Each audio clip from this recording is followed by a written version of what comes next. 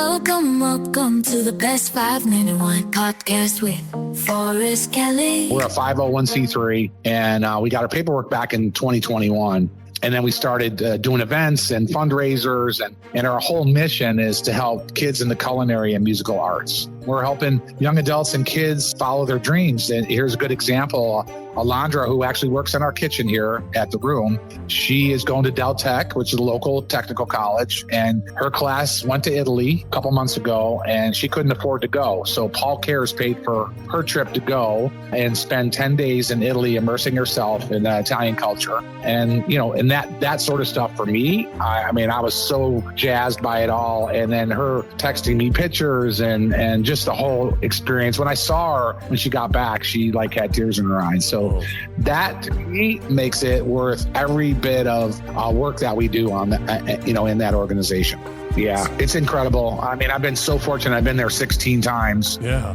In the last 12 years, including I've already been there once this year, and then I'm taking two groups, one in September and one in October. So I'll be there for like 27 days from September to October. Where does the nonprofit, how does it dovetail into all your other organizations? Yeah, so, we do, we have our major fundraiser every year. It's called Concert for the Kids, and our band Bad River plays. And then we have local musicians, and then we'll feature young adults. Like we had the School of Rock locally. They came and they opened up the show for us this year. And then we also do that's our big fundraiser. And then we do a golf tournament every year. This will be our third one in October 7th. And it's the rock and roll golf tournament, of course. And you're supposed to wear your favorite concert t-shirt. And then me and my buddy Robbie, we play music afterwards, and there's a barbecue. And so those are our two fundraisers that we focus on every year. But then we do, up to, 4 or 5 shows a week here at the room in Cedar Grove, where I'm sitting right now. And,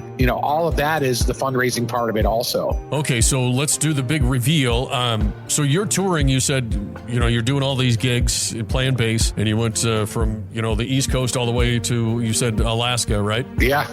And then fast forward a little bit in your music career. When did you get the opportunity or get contacted to join the band? Yeah, so 1990, well, actually about 88, I went back to Fort Myers, Florida, where I had lived, and after touring for a bunch, and we had a band called the Boys of Summer. And at that time, we had a song being played on the radio, which was pretty incredible because we didn't have a record deal. So we had an original called Little Black Book. At that time, the singer, Brian Johnson from AC/DC, Cliff Williams, the bass player from AC/DC, and at the time, the singer from Bad Company, Brian Howe, all lived there. So because our band was so good, and I'm not just bragging, I mean, I watched the videos, that band was really good. So I got to be friends with them. And I used to play golf with Brian Johnson on a regular basis, just because we got it in their circle. Whenever they had people in town, they would bring them out to see our band because they knew it was a kick-ass band. And then they would sit in with us. Out of the blue, I get this phone call from Brian from Bad Company. I'm saying, how would you like to audition for Bad Company? And it's ironic because I was just coming back from the grocery store.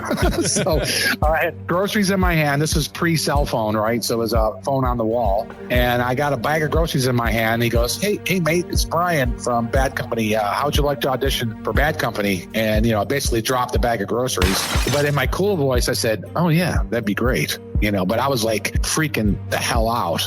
Yeah, he said, do you have a passport? I said, no. He goes, well, you need to get one ASAP. So I jumped all over it. I had 2 weeks to get it. I got it the day before I left for England to audition. Flew to England. I'd never been to London or England before. What a fantastic experience that was. But the cool part was I was auditioning for Bad Company, And the short story is I got there about 10 in the morning after the overnight flight. I got to my hotel. I was just chilling out. I was still kind of buzzing from everything, but I just wanted to close my eyes for a second because, of course, I didn't sleep on the way over. Yeah, and then I got a call, and the limo was picking me up at 11, so I had an hour to take a shower, and they drove me to the rehearsal place, which I thought maybe would be something really nice, but it was in like the West End. It was, gated and all that. But I got there, and I met the original members, Mick and Simon. Yeah, and then we kicked it off. I played Feel Like Making Love and Can't Get Enough of Your Love.